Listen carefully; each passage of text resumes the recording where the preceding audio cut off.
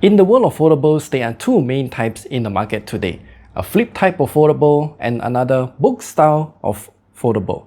OPPO skipped a generation last year and they went directly from the OPPO Find N3 Fold in 2023 to the new OPPO Find N5 in the year 2025. OPPO dropped the flip style phone entirely, at least for this generation. And that leaves us with this, the OPPO Find N5.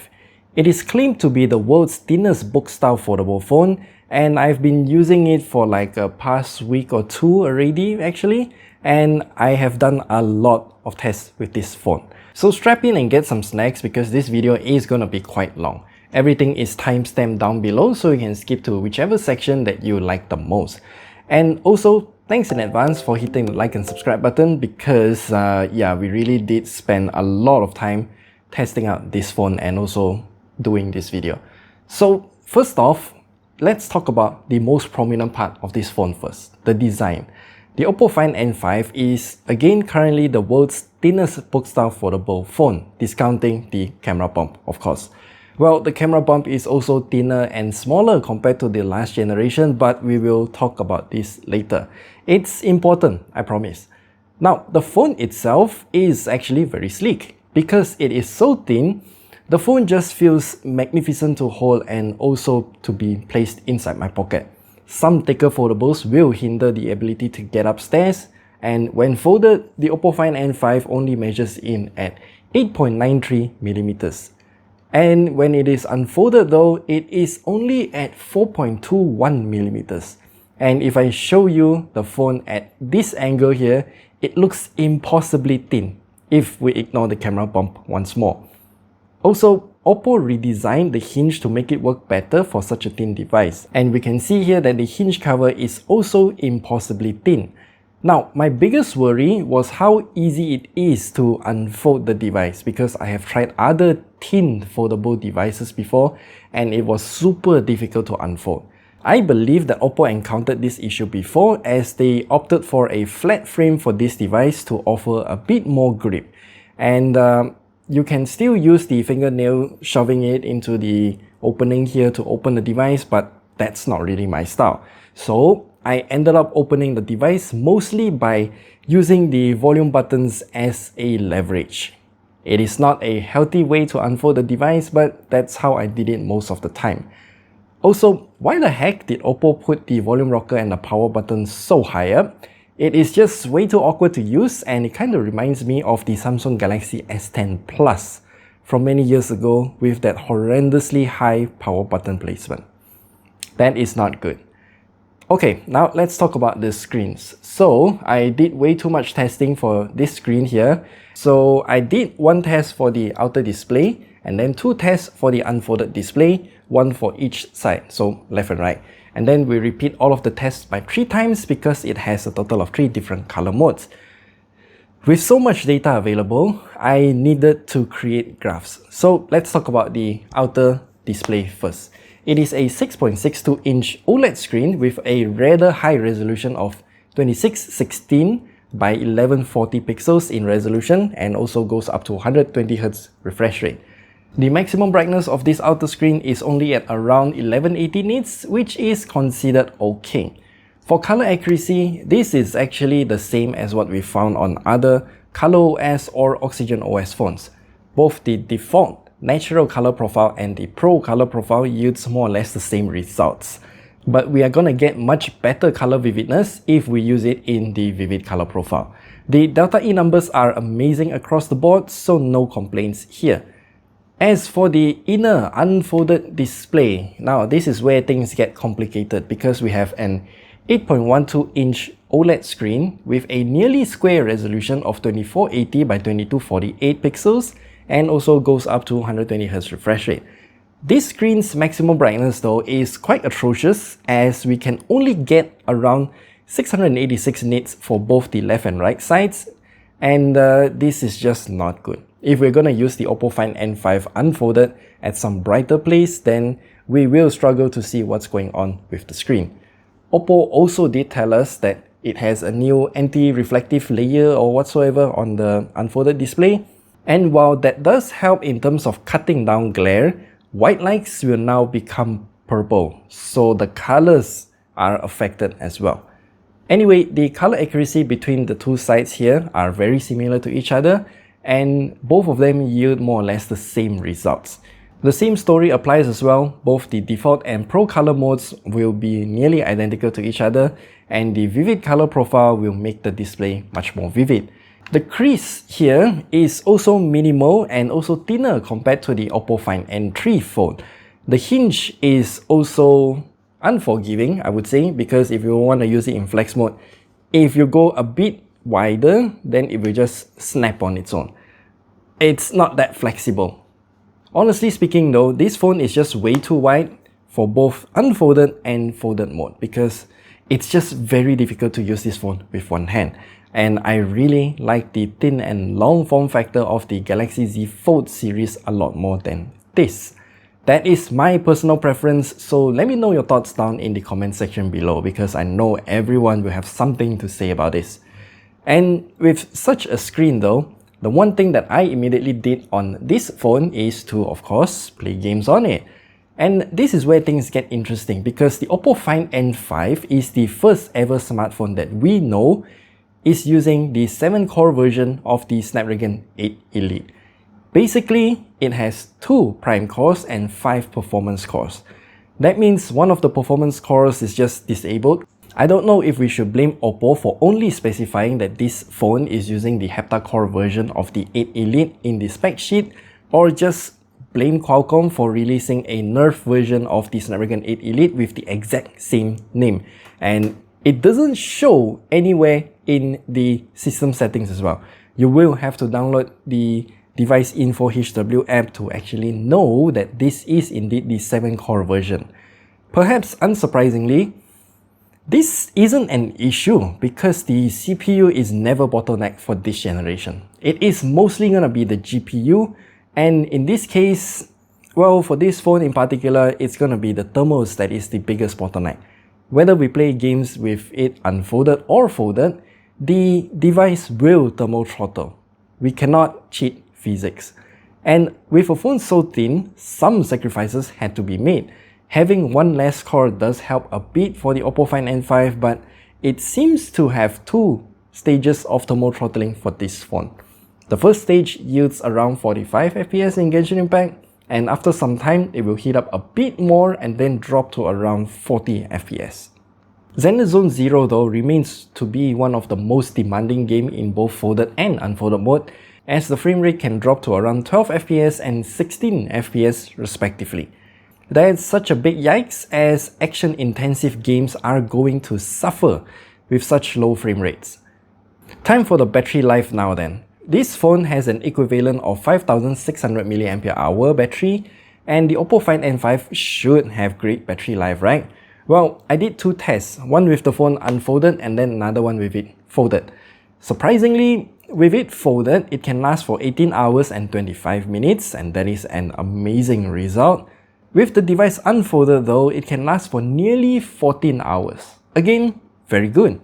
One explanation for this superb battery life is of course the reduction of 1 performance core, and also how the phone is starving the chip with power.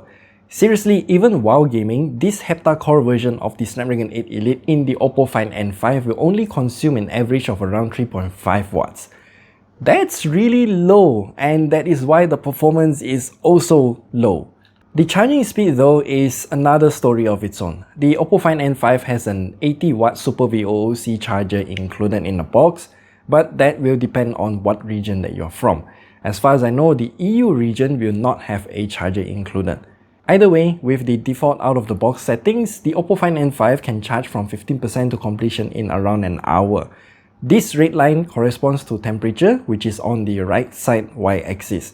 And we can see that the phone is having a really hard time trying to cool off the phone when it hits the charging thermal limit of around 40 degrees Celsius. This graph will usually look like a sawtooth graph instead of what we have right here. And if we enable the rapid smart charging in the settings menu, then the phone will indeed charge faster by 12 minutes.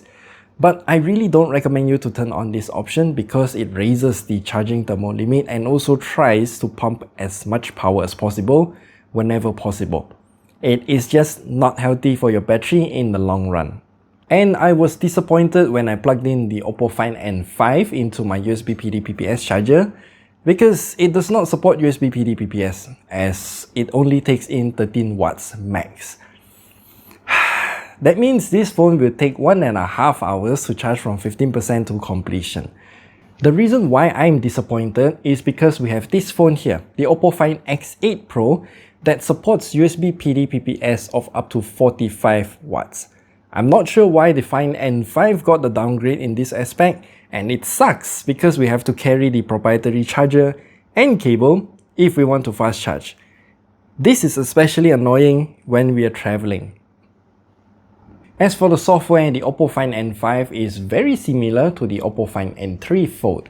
We have things like the Aqua Dynamics now alongside with some AI fancy features like the AI Speak and AI Summary, both of which are very useful for me at least, but other things just more or less remain the same as before.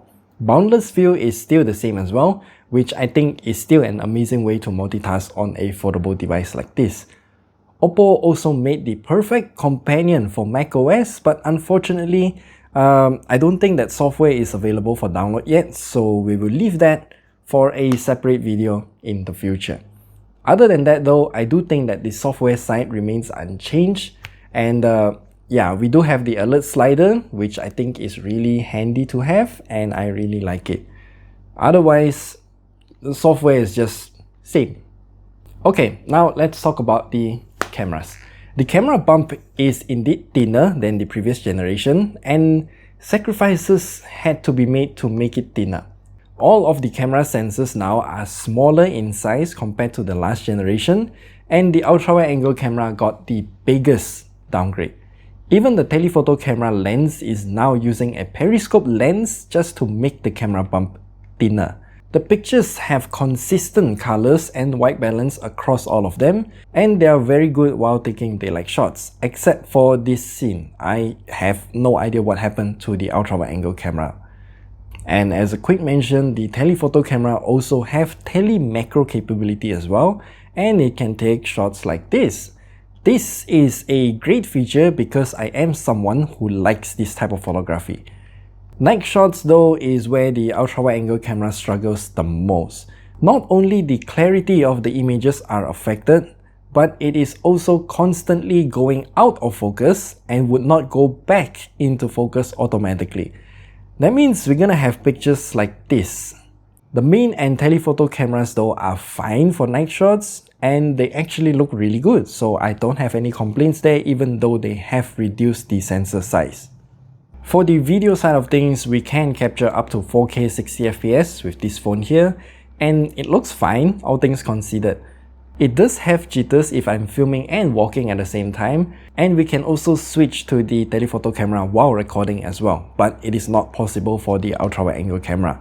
Night videos will look absolutely terrible, so it is best to not walk and film at the same time. Alright, a few more things to mention about the OPPO Find N5. It comes with a USB 3 port at the bottom, and it's so thin that the phone is barely thicker than the port itself. It also has display output via USB-C, but it only mirrors the display because it doesn't have any desktop mode or something like that. It also has an interestingly designed dual SIM card slot to accommodate the thinness of this phone, and it also has an IR blaster at the top as well. This phone is also rated for IPX8 and IPX9, but please do not do anything extreme with this phone because any water damage and you'll be on your own. There is also an included case inside the box, and I think this case is actually very well designed. So, as you can see here, this is the white case that is included. I'm not sure if different colors of the OPPO Find N5 will come with different case colors, but either way, this case has PU leather texture and it only protects the back and the hinge, and this case is actually perfect for foldable phones. I was finding this kind of case for my other foldable phone, but this is such a nice gesture from OPPO to just include this case in the box because it's a good case. Okay, so should you buy the OPPO Find N5? Well, it's thin, has great battery life, and the cameras are great if you don't use the ultra-wide angle camera. And the software remains familiar to those who are using the OPPO Find N3 phone. If you like the phone, then just go for it. No one is gonna stop you. And if you want my opinion on this phone though, I'm gonna lay a hot take for you here. With the OPPO Find N5, it is indeed thin, and I think this thinness comes with a lot of sacrifices. Remember, we cannot cheat physics. With a phone this thin, we can only fit so many components in it, and it's clear that the gaming performance is heavily affected. Using a Nerf Snapdragon 8 Elite chip can't help much either. The camera bump is also thinner, but that doesn't actually affect the camera quality too much, except for the ultra-wide angle camera. But my conclusion remains the same. If you like this phone, then just go buy it. In Malaysia, it is priced at 7,999 ringgit, which is actually quite okay considering that this is only available in 512 gigs storage version here. It is still pricey for sure, but that's the price to pay for the world's thinnest bookstyle foldable device. And that's all that we have to share with you about the OPPO Find N5. What do you think about this phone? And most importantly, do you want a thin foldable device despite having so many sacrifices? Let me know all of your comments down in the comment section below, and also do hit that like and subscribe button. We'll see you guys in the next video. The reason why we're doing the review of the Find N5 in my room is because the studio is technically under renovation. We are moving to a new location, so yeah, we have technically no studio now.